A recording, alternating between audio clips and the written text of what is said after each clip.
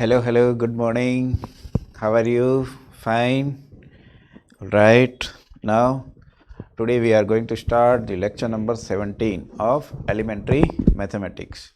In this lecture, I discuss first of all your homework questions, then I discuss cross multiplication, then discuss continue sum and continue product. Okay, guys.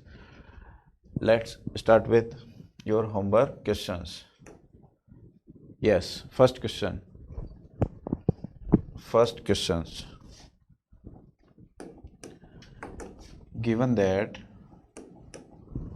solution of first, if a power 1 by x, b power 1 by y, c power 1 by z is equal to, अपने assume कर लेते हैं के method, याद है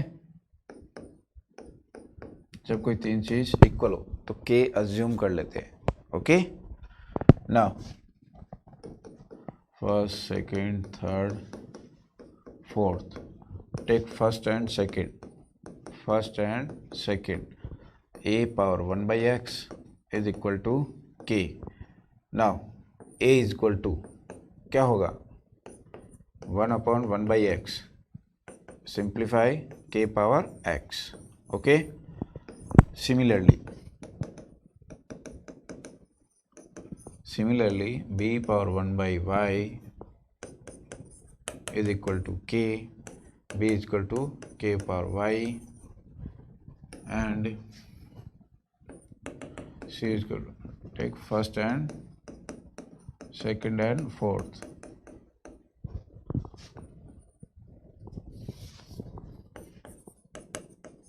second and fourth, take third and fourth. सबको equal कर दो, सब इसको सबके इक्वल कर दो.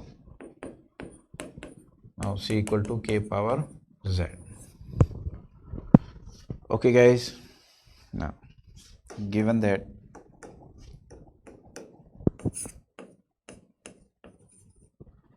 b square equal to ac, put the value b k power y, k power x, k power value of c is k power z. okay, now power to power multiply, so k power 2y is equal to base are same, then power added x plus z. okay, now by comparing, ये तो basic होता है, basic rule है. 2 power y is equal to x plus z. this is 2. okay guys, hence prove. यही prove करना था.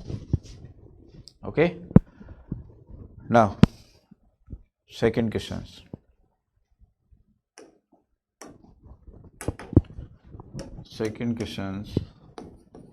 Solution of second. given that x by 4 is equal to y by 3 is equal to z by 2, three things are same, then we assume it at k. okay, so by first and fourth, this is first, this is second, this is third, and this is fourth. so x equal to 4k, y second and fourth, y is equal to 3k by third and fourth, z equal to 2k. okay, x y z आ गया. अब x y z आ गया तो दुनिया का कोई सा भी question हो इजीली सोल्व कर सकते हैं. Okay, given 5x plus y minus 2z upon 3y. yes, put the value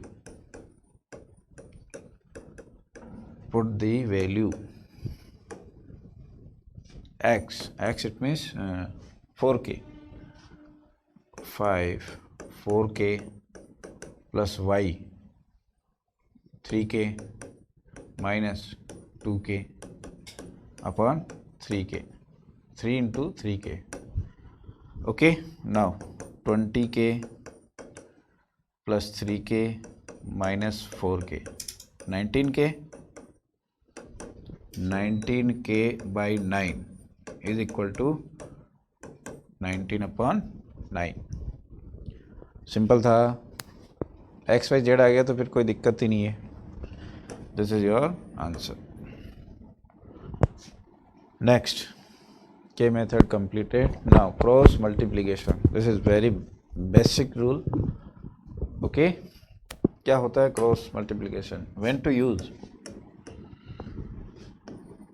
When to use?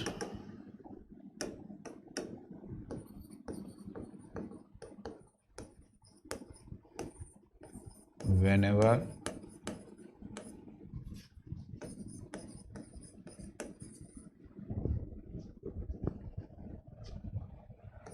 two equations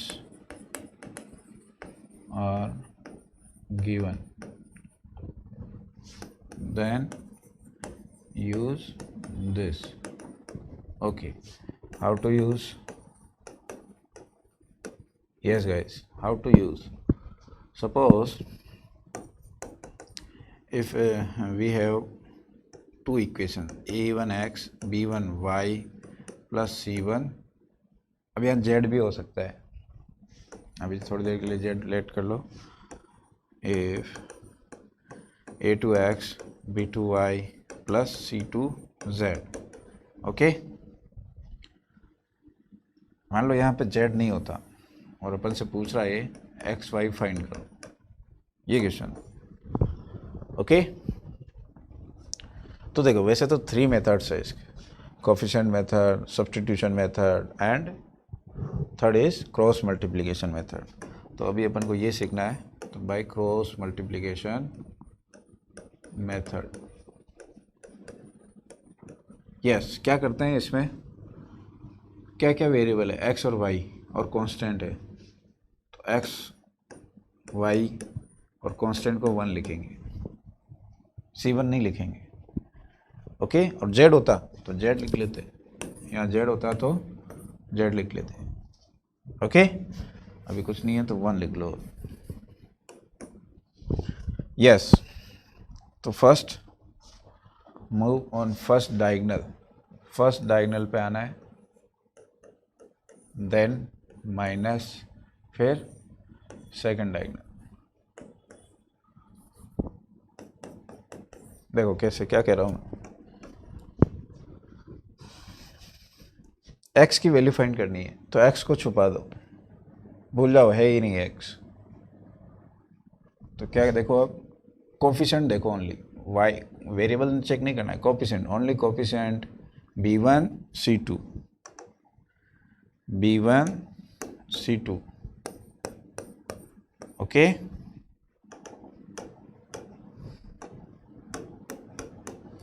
b1 c2 minus, minus fix है, ऑलरेडी आता है, और ये कांस्टेंट, कांस्टेंट में मान लो माइनस आ रहा है तो प्लस हो जाएगा, b2 c1, रटो मत इसको, b1 लिखा है, a1 लिखा है, c1 लिखा है, रटना नहीं है, ओके। समझो, y में पहले माइनस लगा दोगे, ओके। छोटी क्लासों में आपको ऐसे ऐसे कुछ करके पढ़ाया था, लेकिन मैं नहीं पढ़ा रहा हूँ, डायरेक्ट लिखना सीखो, एक स्टेप और कम करा रहा हूँ, ओके। यस, y को छुपा दो, क्या आया बोलो, a1 c2 minus c1 a2, right. Constant को छुपा दो, 1 8 में कांस्टेंट को छुपा दो, फर्स्ट डायगोनल ऐसे a1 b2 minus b1 a2, okay guys, direct लिखना है, यही आदत आनी चाहिए। एक बार फिर से बोल रहा हूँ, जिसकी वैल्यू फाइंड करनी है उसको छुपा दो, जो रह गया उसमें ये रूल लगा दो, first diagonal multiplication of first diagonal element minus multiplication of secondary diagonal element. First ऐसे होता है, सेकेंडरी ऐसे होता है, तो b1 c2 minus c1 b2, हाँ इसमें माइनस आता है, और फिर वापस वही rule, b1 a1 c2 minus c1 a2। मैं चाहता तो माइनस को बुला के ऐसे बोल सकता था, लेकिन माइनस आता है, फिर वापस वही रूल लगाओ, ओके, रूल सेम रहेगा तीनों में, a1 b2 minus b1 a2। Okay, ये है क्रॉस मल्टीप्लिकेशन। क्वेश्चन देखो, एक IIT में आया हुआ क्वेश्चन से, solve the equations. Solve the equation it means आपको x y z फाइंड करना है from equation first second third. Solve it means x y z find करना है। तो फ्रॉम इक्वेशन फर्स्ट देखो इसका सॉल्यूशन,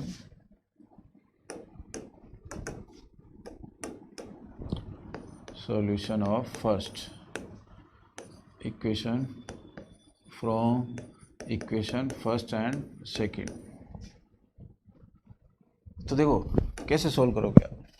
एक रूल तो आपके सब लोगों ने बताया होगा कि किसी एक इक्वेशन से z की वैल्यू फाइंड करो, put into remaining two equations. Now these two equation convert into x and y form, then solve them by coefficient method, substitution method, cross multiplication method।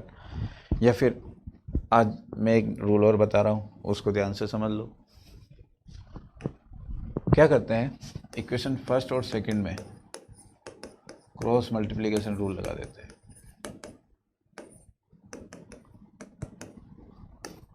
By cross multiplication rule. Okay, so x, अब देखो इसमें z भी है तो 1 नहीं लिखोगे आप, क्या लिखोगे, z लिखोगे। यस, वही रूल लगाओ, ओनली कोफिशिएंट देखना है, इसका कुछ नहीं, कोफिशिएंट तो 1 है, ठीक है। तो बी सी माइनस सी, sorry B minus C, minus आता है यहाँ पर, y को छुपा दो, a माइनस सी, z को छुपा दो, a माइनस बी। ओके, इसको थोड़ा सिंप्लीफाई कर सकते हो, c minus A Z a minus B. और जब तीन चीज़ इक्वल हो तो आज अपन ने पढ़ा के मेथड, के लेट कर लो इस by first and fourth. x equal to direct बोलो के बी माइनस सी।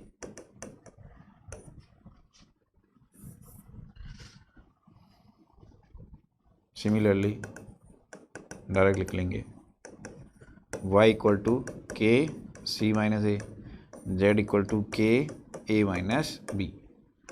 इक्वेशन फोर्थ, थर्ड तो वो थी, इन तीनों को एक साथ दे दी इक्वेशन फोर्थ। अब देखो थर्ड इक्वेशन क्या है, B C A X C A Y A B Z, इसमें पुट कर लो एक्स वाई जेड। क्यों, अपन को x की वैल्यू चाहिए, तो k अननोन है ना अभी, तो k फाइंड करना है अपन को। k आ जाए तो आंसर आ जाएगा। So put the value,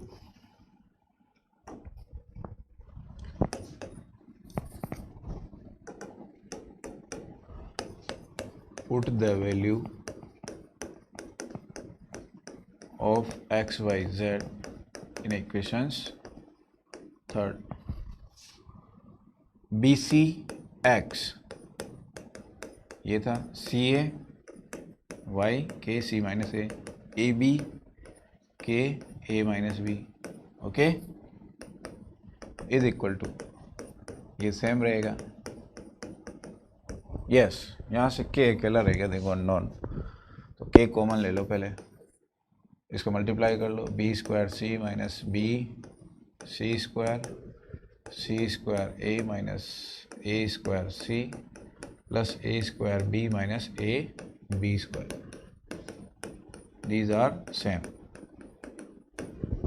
yes, K की कोई सिंपल वैल्यू चाहिए, तो इट मीन्स इस चीज़ का आज फैक्टराइजेशन करना है, मतलब इन टर्म्स में आएगी तभी वो कैंसिल आउट होगी। ओके, नाउ फैक्टराइजेशन के, अब यहाँ से बी सी कॉमन लेंगे तो वापस यही आ जाएगा, तो इसको किसी दूसरे के साथ रखो, इसके साथ रखो, देखो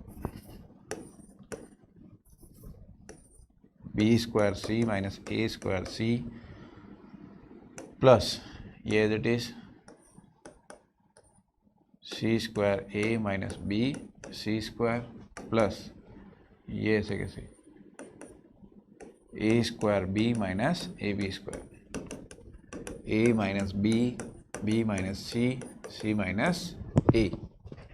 Okay guys, now k common, sorry k common तो ऑलरेडी ले रखे हैं, यहाँ से c कॉमन ले लो, B square minus A square, C square common लेंगे a माइनस बी, यहाँ से ए बी कॉमन लेंगे तो a माइनस बी. इसको b माइनस ए माइनस बी लिख सकते हैं, लेकिन यहाँ से माइनस कॉमन लोगे तो a माइनस बी रह जाएगा. a माइनस बी कॉमन ले रहा हो तो देखो माइनस रहेगा ना,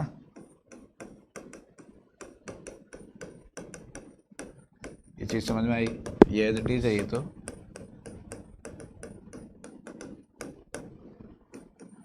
a minus B minus C minus A. Okay, now again simplify.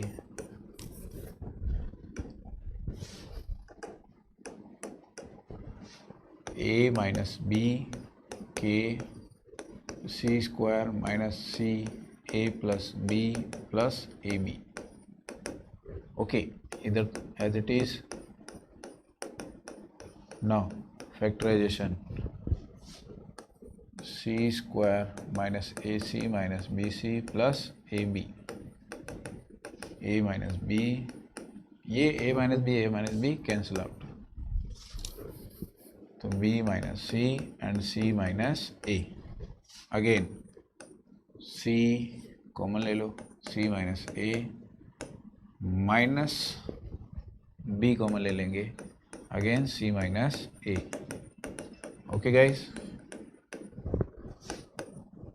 now C minus A common, remaining C minus B, और ये कैंसिल आउट हो जाएगा, C minus A cancel out, तो K C माइनस B और B minus C, तो K की value क्या आ गई -1.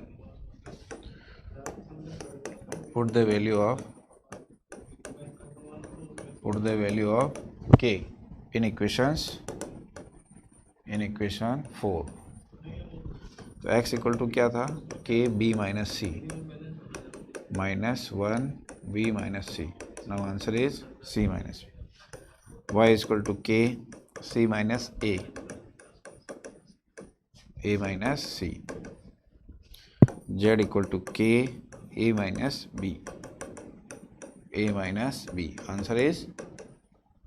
इस तरह से कर सकते हैं आप. Okay, next